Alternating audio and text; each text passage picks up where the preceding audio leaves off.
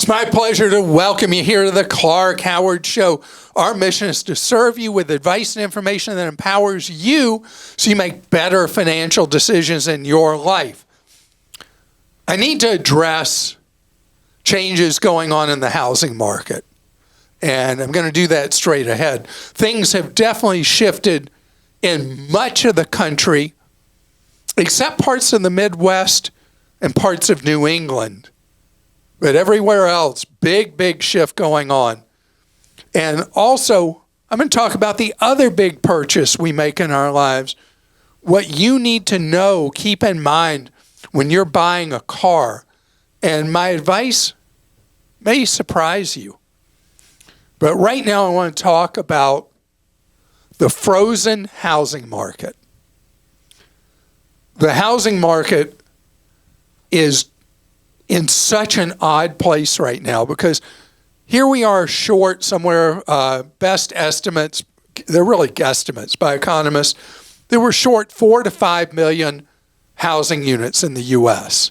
And that's enough to really be disruptive for buyers. And you think about a buyer and what's happened in the market in the last 6 years where prices, the actual purchase price of homes, has escalated at an unbelievable rate, particularly over 19 to 24. And now kind of just sitting there. Home prices not really moving at all. A few cities have seen meaningful drops. Top of the list of that, Austin, Texas. And the bigger they are, the harder they fall. Austin went through a faster escalation in home prices than really anywhere else in America. Outstripped people's ability to afford. And so Austin hit that peak, and now prices have come down double digits. In the rest of the country, we have a two-part market. And again, I'm ignoring parts of the Midwest and New England where the inventory remains tight. Buyers are still interested in buying. And I was reading a story about housing in New Jersey recently. And in some of the communities in New Jersey near New York City, there's still multiple offers on homes. They may be selling slightly more than the asking price. But here's the shift, even in a strong northeastern market, where before a home going on the market might have gotten 20 offers, now it might be getting 2 or 3. So even in really intensely strong markets, it's just strong, not intense. Everywhere else, builders of new homes, when you look across the South and into the Southwest and Texas, builders are sitting on almost unprecedented levels of unsold inventory of new homes. So builders of new homes are offering a lot of deals right now. Number one on their list, they're offering subsidized financing on the home to turn the clock back several years to give an interest rate that really makes a home more affordable by far than it would have been otherwise. And I want to tell you, these loan offers from new home builders come 2 types. One is a temporary buy down.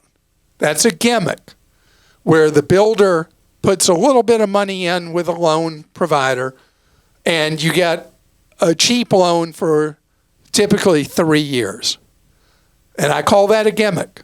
What really matters is when a builder buys down the rate on that loan at a higher cost so that you have a great deal on that loan all 30 years. The power has shifted from seller to buyer in the new home market, in markets where there's a lot of new home construction. And that's where you got real power as a shopper. The used home market is frozen. in much of the country. What's frozen mean? So you have sellers who have the house on the market at what the was price was maybe a year or two ago. But they have gotten their minds that their house is now worth what people were paying in a buying frenzy a year or two ago. Buyers, on the other hand, are facing mortgage rates around 7% less or more and much higher prices. They're like, can't do this. It's much cheaper to rent right now than it is to buy. We have not hit capitulation. Even though buyers are saying, I'm not buying, sellers have been reluctant to cut prices.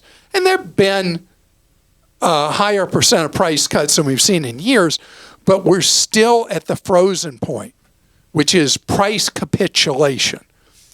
And when we get to price capitulation, the market will come back alive on used homes. That's when a seller says, okay, obviously my home isn't worth what it was a year or two ago. It's worth less if I want to attract a buyer. And so we will hit capitulation because eventually a seller goes from wants to sell to needs to sell. And that's when you get that marriage of price between what a buyer is able to pay and what a seller is willing to take. And we're not there yet. All right, we'll go to some questions. This one's from Andrew in Iowa. My wife and I are in our early 20s. As is true for most people our age, home buying seems distant. We want to save up for a down payment, but don't have a clear timeline for when we'd be actually looking to buy. I believe to avoid mortgage insurance, we'd likely have to put 20% down. On a pretty cheap house for $250,000, that's still $50,000. We only make about $75,000 combined per year. Can I stop you for 1 second? Sure. Even adjusted for inflation, this is an amazingly low thing. First home I ever bought, my down payment that was required of me was $1,800. Wow. Even if you take inflation into account, that might be $6,000 now. Wow. And so when you hear somebody buying a home at the $250,000 mark, which the average price of a home in the United States, I think, is around $400,000.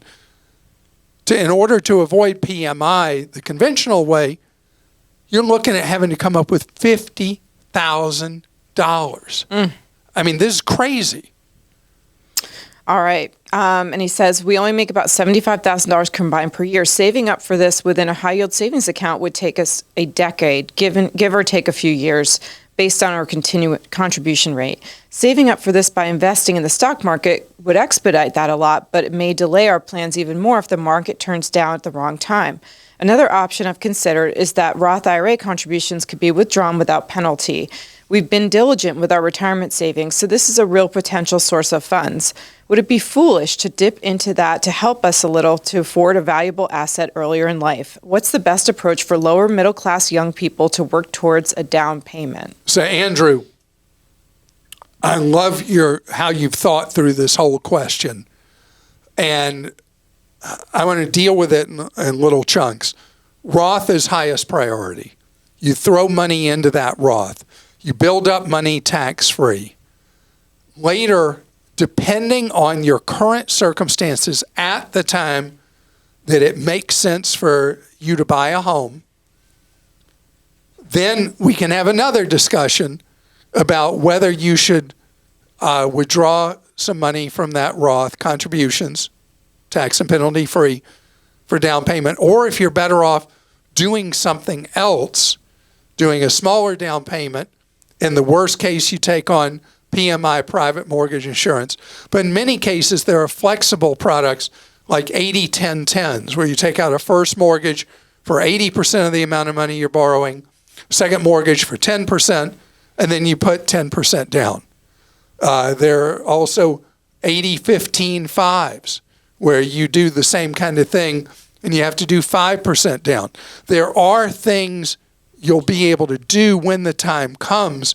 You may even qualify for an FHA loan, or living in Iowa, if you live in a rural area, you may be able to qualify for what's known as a farmer's loan. You don't have to be a farmer. You just have to live in a rural area where you qualify. If I remember right, those loans come indirectly through the Department of Agriculture, maybe. Oh, wow. So there's a lot of possibilities, but right now in this intermediate time, this intervening period, Roth is highest priority. You want to have some rainy day money, but the Roth is the highest priority to build up those tax-free savings starting in your 20s. And do you feel like they need to be in a rush to get a home at this early age?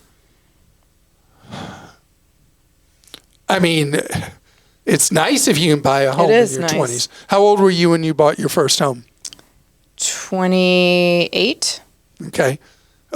Today, where you were able to buy a home in your 20s, today more likely people are buying a home early to mid-30s. Yeah. That's under today's conditions, and we don't know what conditions are going to be in the future. But right now, the lack of affordability in the home market is an absolute frustration for anybody trying to buy a first home. Sure. So hard. now you do the best you can, which is live on less than what you make and put as much money as you can in that Roth. Ninette in Washington says, my condominium HOA has a special assessment of $60,000 for major repairs. Okay, that's crazy. Yeah. This is so ironic because last night I got stopped by somebody when I was leaving a restaurant that had fear in her eyes because she just got hit with an $100,000 special assessment at the condo she's in. That's insane. I have a mortgage with 2.5% loan with a balance of $110,000. My current total cost per year is $24,000 with the loan, home taxes, homeowner's insurance, and current HOA. $900 per month goes to the principal. Should I continue living in this house or sell to avoid the special assessment and rent a smaller apartment to live? The annual rental expenses would be around $25,000 with no garage and only one bedroom. I currently have 2 bedrooms, 2 full baths. I'm a senior citizen and would love to continue living in this townhouse because of the green spaces for my daily hiking trails and having a garage to park my car. The prices have accelerated to $450,000 from $270,000 when I purchased the property 8 years ago. Thank you for imparting so much general knowledge to the public. I love watching your show on YouTube while performing my daily exercises. Okay, I love that. Me too. YouTube watcher. Our YouTube audiences keep growing and growing and growing. Wow. So $60,000. Right now you pay $2,000 a month all in. If you can do a home equity line of credit, it's going to carry a much higher rate than your 2.5. You're going to step up your payments by a decent amount, but you'll still be able to live where you love living. It's not comparable when you talk about spending the same amount of money per year renting, no garage, 1 bedroom. You're going into a whole different kind of living thing. Plus, won't the buyer have to pay the assessment anyway, so it might lower the selling price? Well, if they sell before the special assessment, it's something that people discount what they'll pay you. Right, you have to disclose knowing the special assessment is coming. I mean, this is, if you really want to compare apples to apples, you have to think about, gosh, that was a bad pun. Washington's the apple state, right? That's okay. And Easter egg, if you listen to the West Show, we talk about apples a lot. Do you really? He's an apple connoisseur. He's obsessed with apples. And so are several of the audience members, we found out. What's his favorite type of apple? Oh, God, I'm going to forget the name of it. Pink Crisp? No. Honey Crisp? I forget. There was debate. Other people said he was wrong. There are all these other apples. There's an apple scale, rating. You know the right apple to buy, right? The cheapest one. Whichever one's Boom. on sale. Yeah. All right, let's get back to Go ahead. Ninette. Sorry, Ninette. Sorry, Ninette.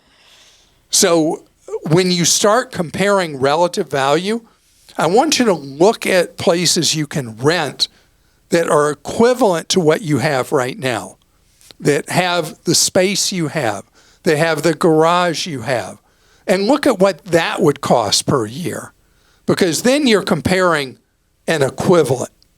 So if you were able to take out, if you needed to take out a home equity line of credit for the 60,000 special assessment, you would be having a higher cost per month, but it would probably be more likely equivalent to what you'd be paying for a similar kind of rental. Now that brings another question. Can you afford, as a senior citizen, a higher cost per month? If you can't, then we're talking about a whole different decision.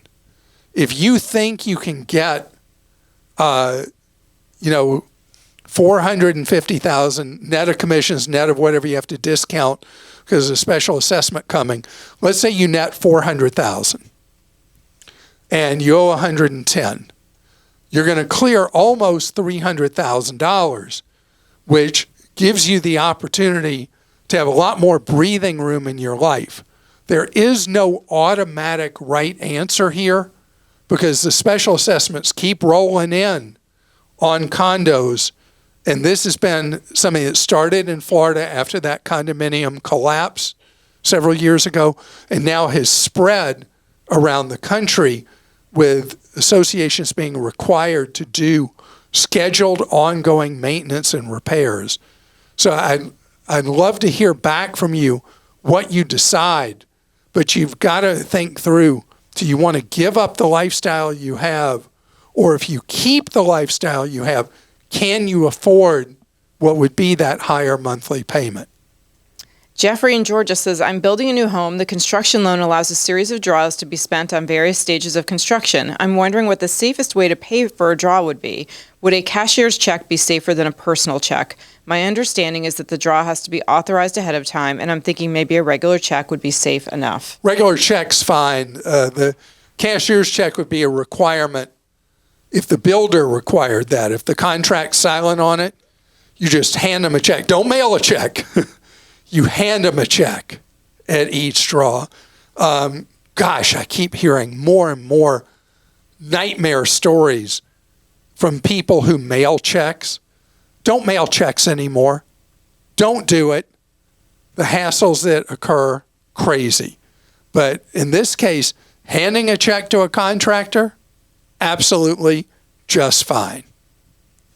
Coming up ahead, I want to talk about the things going on and the disruptions going on in the vehicle market. So many different things going on right now that make the path really hard to see clearly about buying or keeping what you have.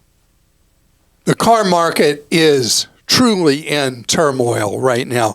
The tariffs that are being imposed on different consumers buying different brands are quite large. There's a new report from Barron's that the average Mercedes is going to see a $12,000 increase in price as we move through summer. $12,000. That's the highest of any major brand. BMW, another German brand, $8,000 average price increase. Other models, much smaller increases. Ford, looking at about $1,500. GM, $1,900. Chrysler and Honda, $1,900. So this is not one size fits all, and it all depends on not just where a vehicle's manufactured, but where the parts for that vehicle are manufactured. So vehicles are going to be more expensive, and we go into this with the average cost of a new vehicle in the United States at $48,000. But overwhelmingly, there's a lot of vehicles still available that are going to be cheaper than that. And it is really something you think, oh, I have to spend so much, but you don't necessarily have to spend an enormous amount. The key, and if you feel like I'm a broken record because I mentioned this about 6 weeks ago, but not everybody hears every podcast, sees every YouTube show, I want you to know there is a wide split now in the vehicle market. Pretty much whatever brand you're looking at, that if you buy a passenger car, new or used, versus an SUV or a pickup truck, that the price gap between passenger cars and SUVs and trucks is, as best I can tell, looking at data, the largest gap it's ever been. And so you can buy a decent used car in the teens. You can buy a decent new car for a little less than $30,000. When you start looking at SUVs, you're looking many, many thousands more, depending on the brand, maybe tens of thousands more. Why? Just plain simple consumer behavior. Cars are out. SUVs and crossovers are in. Pickup trucks are in. But even the pickup truck market has outrun the affordability quotient that a lot of people can handle, which is why the Maverick, that is a Ford product, has been selling like crazy because it's an alternative compact pickup truck for a fraction of the cost of an F-150 or the Chevy equivalent or GMC equivalent or Dodge equivalent. So what's called your funnel, the vehicles you'll consider looking at, the brands you'll consider looking at, this is a case, if money matters, you need to widen your funnel and rethink what you're interested in buying. Because, again, new or used, the brand, as I shared with you a minute ago about the tariffs, the model, that's going to make a big difference in your life. Do you know that right now you can buy a new passenger car for less, in many cases, than a several-year-old used SUV?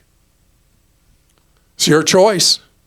You may not like driving a passenger car, but you know the best of all? Keep driving what you got. That's the best deal of all. And, you know, if you have a vehicle that's still in great shape, you know, we are now on the cusp of where we're moving to an era of autonomous vehicles, truly autonomous vehicles, where you may not ever buy another vehicle eventually. You may be in some kind of pool of people who have access to a fleet of autonomous ones. And I know there are people that are freaked out about that. I've been driving a vehicle that drives on the highway for me for the last 8 years. And I don't even know what to do anymore having to drive on a highway when I have a rental vehicle that doesn't drive itself. I'm so used to the car driving itself. This idea seems impossible. We're on the cusp of it being routine. All right, got some car questions. This one's from Deirdre in North Carolina. My husband and I need to buy a car. We haven't purchased a vehicle since 2010. We are considering a used medium-sized SUV. Think VW Atlas, Subaru Ascent, Toyota Highlander, Acura MDX. 3 years old or newer, and will begin looking soon. We'll probably pay cash or pay with a combination of cash and a loan we would pay off quickly. What should we know about CarMax, Carvana, AutoDirect, etc.? The idea of going to a car dealer just puts me off. Any help you could give us would be so welcome. So the market share is slowly moving to sellers that don't do haggle and provide some kind of return rate for a refund for a period of time.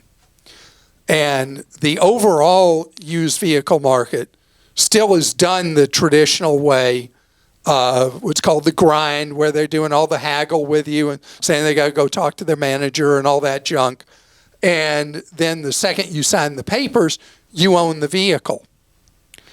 So that's why there's more and more popularity with buyers buying from places that just tell you the price, no games, no gimmicks, and stand behind what you're purchasing with a right. If you get out there and you get on the road, you don't like it, you can bring it back usually for 7 or 10 days or whatever and get your money back. Pretty much no questions asked. The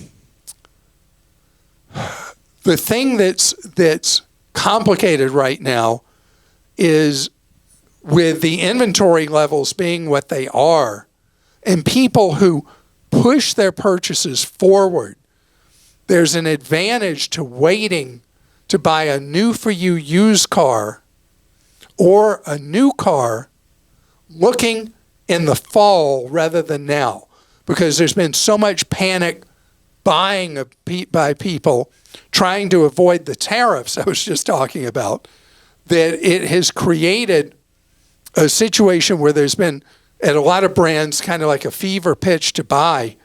And the reality is, if you let some time move forward on the clock, what's going to happen is people hold purchases forward, and there's going to be a slump in the car market coming up in not that many months. So you're in the market for a vehicle now. If your vehicle you got back in 2010 is still behaving and you can wait a couple of months, I think you'll be rewarded in the market.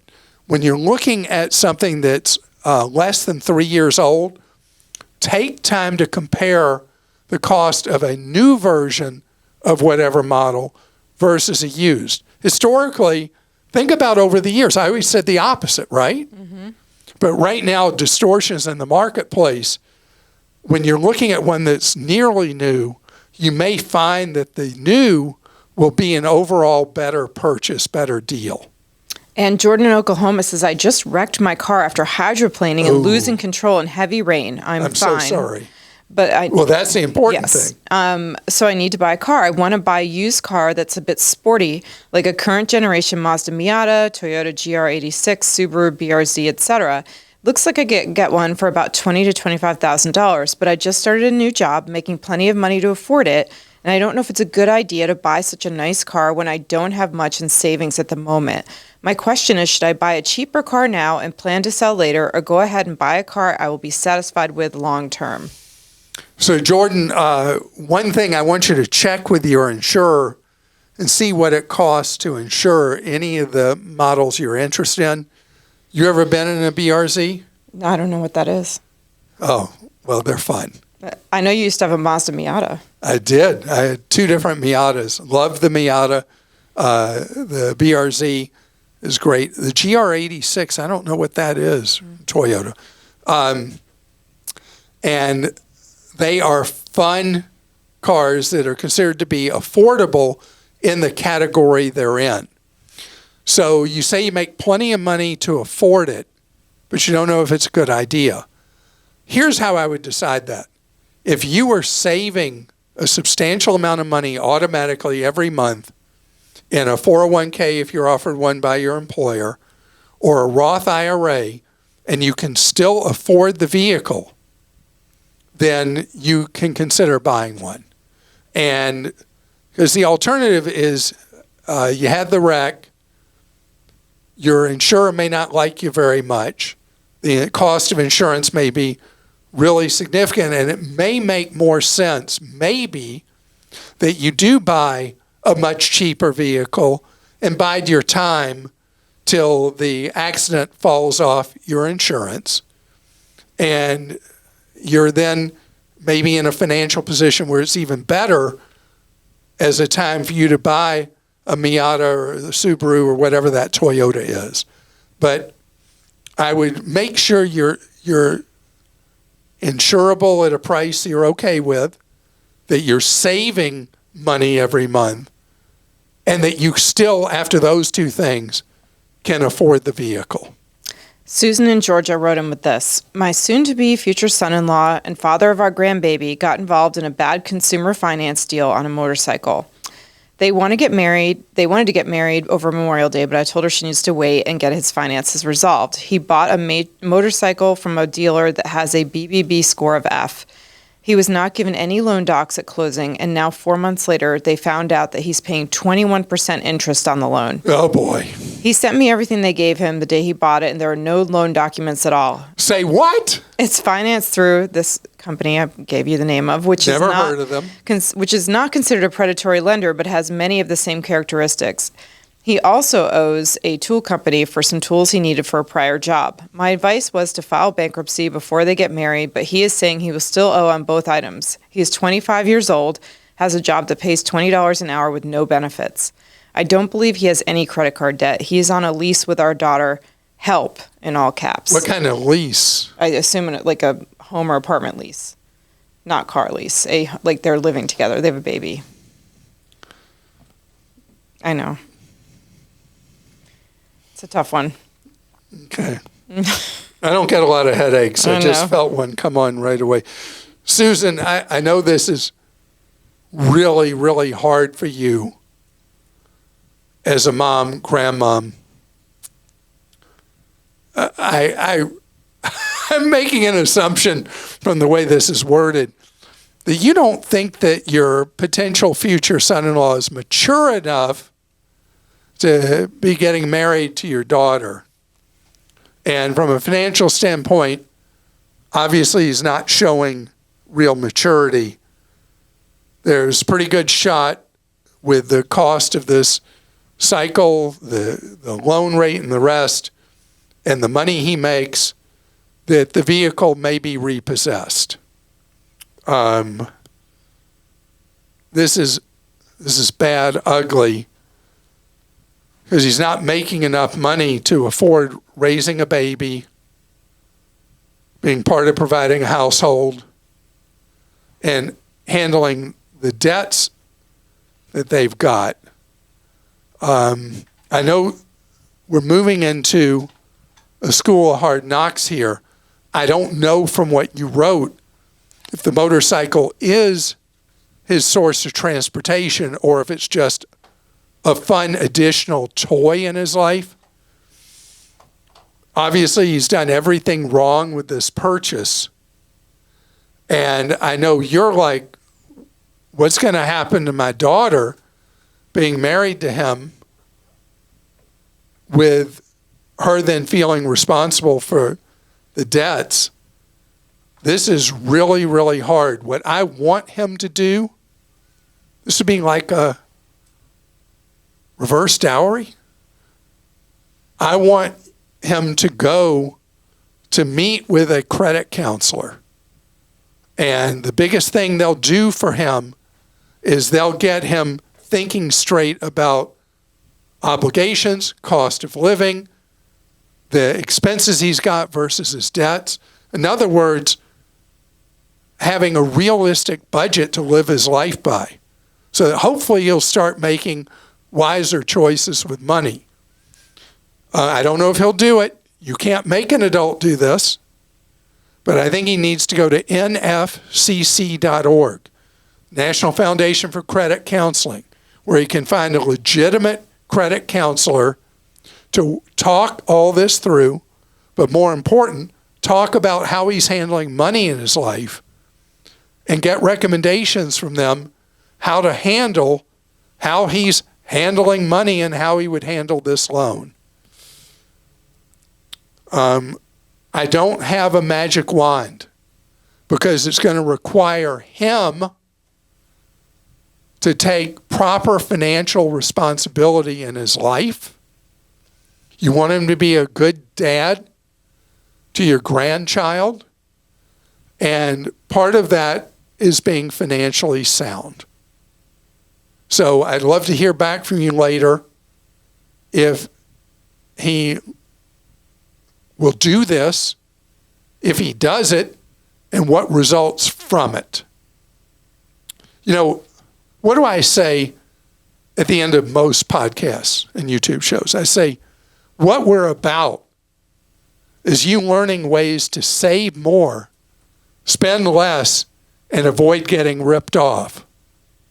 And this question you asked fits all three of those at the same time.